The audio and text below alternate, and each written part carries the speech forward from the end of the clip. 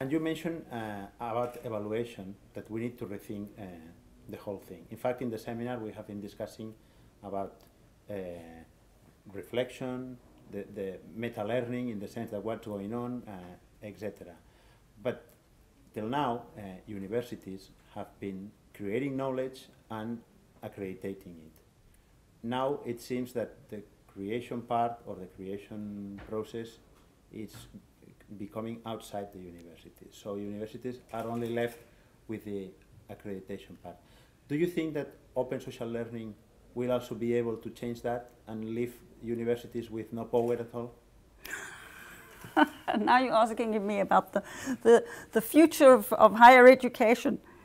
I think that's the discussion we're all having at the moment, and the jury is out on the future of higher education. But I think that it's a very entrenched institution, and I think it's been around for many centuries, and it's a funny place. It's a contradiction, because on the one hand it's a source of enormous innovation, and on the other hand it's deeply conservative.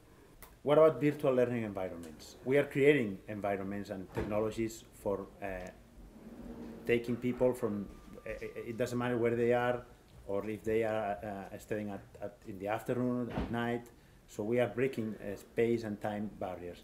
But isn't it a way of recreating all the structures in the virtual world? Shouldn't be creating, shouldn't we be creating something different? Something different?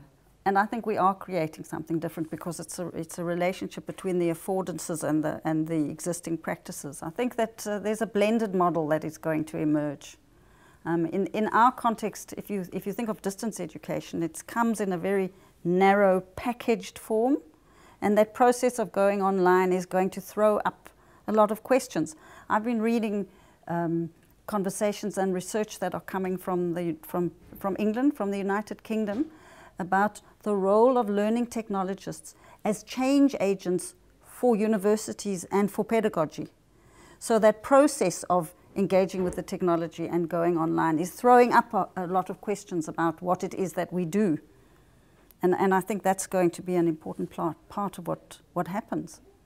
And I can see a kind of blended model, but I hesitate to say what that blended model is going to look like. I think it's going to surprise us. But you think that virtual learning environments will have a place in the near future? Maybe not exactly as we know them now, but... Not as we know them now, not as the grand vision of the UK virtual university. I think that not in that kind of, no, not the Open University. There was a big expensive experiment. I think it was called the UK virtual university that which was a very expensive failure. And there was a lot to learn from them. I suspect that there's going to be something that is a bit more blended, where we learn from the things that we do and that we do well. I don't think we want to throw away everything we do. I think some of the things we've been doing for many years, we've been doing well. So, we need to take the best of the old and the best of the new, don't we? Yeah, but in the case of virtual learning environments, we have seen that we are reproducing all the schemes. Yeah. Now with this Web 2.0 thing, we are giving more control to learners, but we have also seen that some of our learners are not so 2.0. They need something to engage in this kind of activities.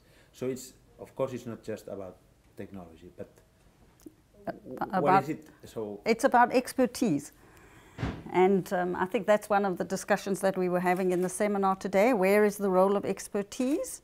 And I don't think the role of expertise goes away. And I think that's one of the dangers of the discussion, that there's a belief in this kind of flattened peer-to-peer, self-organizing space that will create knowledge of its own accord. But I think, there's that image of growing on the shoulders of the giants. And I think we will continue to do that, and the role of expertise is not going to disappear. So we need to convert maybe our teachers from traditional teachers or knowledge creators and filters into facilitators. And that's what your colleague Tony Carr explained us in the seminar. That's right. But they also have to be able to know, to grow their own expertise. I don't think we want to get rid of that. I think we want them to be able to facilitate knowledge in different and varied environments. Okay. ¿Ya está? Yeah.